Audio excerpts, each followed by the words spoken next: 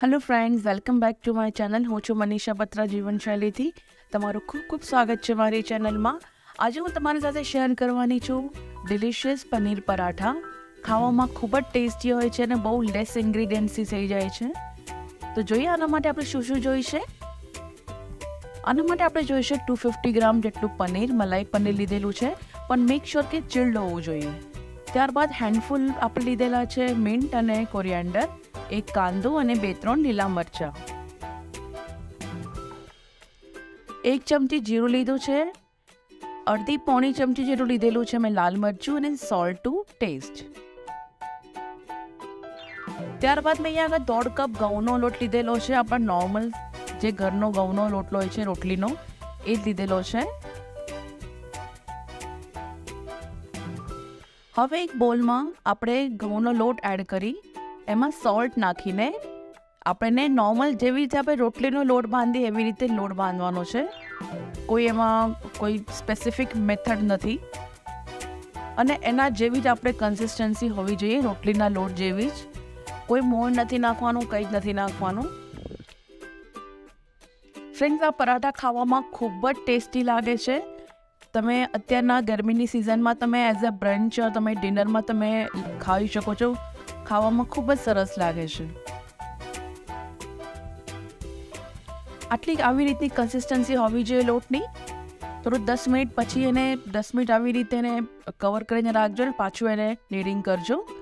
હવે એક આવી રીતે પ્લેટમાં મેં આપણે પનીરને ક્રમ્બલ કરીને લીધેલું છે। ત્યારબાદ એમાં આપણે ઝીણા સમારેલા પુદીના અને આપણે કોરિએન્ડર મેં એડ કરેલી છે, કોથમરી અને લીલા મરચાં અને કાંદાને પણ આપણે હવે ઝીણા સમારીને એમાં એડ કરવાના છે। તમે અગર ચાહો તો તમે ગરમ મસાલો પણ એડ કરી શકો છો। હું આમાં પનીર પરાઠામાં ગરમ મસાલો હું એડ કરતી નથી।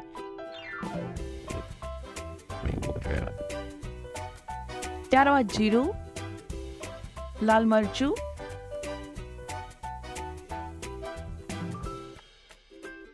અને સોલ્ટ નાખીને આપણે મિક્સરને રેડી કરવાનું છે।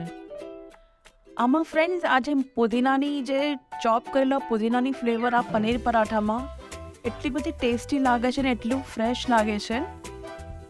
હવે આવી રીતે થોડોક મોટો લુવો લઈને, રોટલીના જેટલો લુવો લઈને આપણે એને નીડિંગ, આપણે જે પ્રોસેસ છે પનીર પરાઠાનો આપણે ચાલુ કરવાનો છે। આવી રીતે રોલ કરીને થોડીક જાડી રાખવાની છે રોટલીનો જે લુવો છે। હવે એમાં આવી રીતે 2 સારી એવી ચમચી ભરીને એમાં આપણે એટલું સ્ટફિંગ આપણે કરવાનું છે। રોટલી પર આપણે કોઈ તેલ કે ઘી કંઈ લગાવવાનું નથી, ડાયરેક્ટ પનીરનું સ્ટફિંગ જ એડ કરીને આવી રીતે એને સ્પ્રેડ કરવાનું છે હાથેથી, કે જેના થકી પનીર પરાઠા તમે જ્યારે એને આપણે વણશો તો ફાટશે નહીં। અને બહુ હલકા હાથે એને વણવાના છે। શરૂમાં તમને લાગશે કે આ નીકળી જાય છે, સાઈડમાંથી નીકળી જાય છે। જેટલું મેં વિડીયોમાં બતાવ્યું છે એટલું નીકળવું બહુ કોમન છે, તો પ્લીઝ તમે થોડું આરામથી કરજો। અને એને આપણે મીડિયમ ટુ હાઈ ફ્લેમ પર આપણે એને કૂક કરવાના છે। પરાઠાને કોઈ દિવસ એકદમ જ ધીમી આંચ પર કૂક કરવાના નથી, નહીં તો એ તેલ ઓર ઘી વધારે એબ્ઝોર્બ કરશે। એટલા માટે પરાઠાને ઓલવેઝ આપણે ફાસ્ટ ટુ મીડિયમ આપણે ગેસ પર જ આપણે એને કૂક કરવાના હોય છે।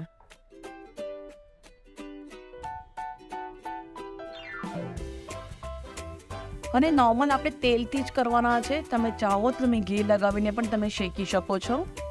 તમે જોઈ શકો છો હું વારંવાર જે ગેસની ફ્લેમ છે ફાસ્ટ નહીં તો હું મીડિયમ રાખું છું।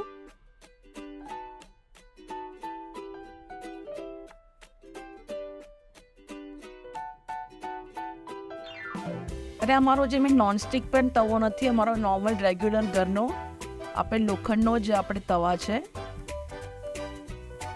અને એના ઉપર જ હું બનાવું છું। જો ફ્રેન્ડ્સ, કેટલા સરસ લાગે છે, સરસ મજાના ક્રિસ્પી પનીર પરાઠા। તમે આ પરાઠા તમે દહીં સાથે યા તો પછી તમે કોઈ પણ શાક સાથે યા દાળ સાથે તમે ખાઈ શકો છો, પણ દહીં સાથે વધારે સારું લાગે છે, મસાલા દહીં સાથે। આ પાછો પ્રોસેસ છે બીજો પરાઠાનો।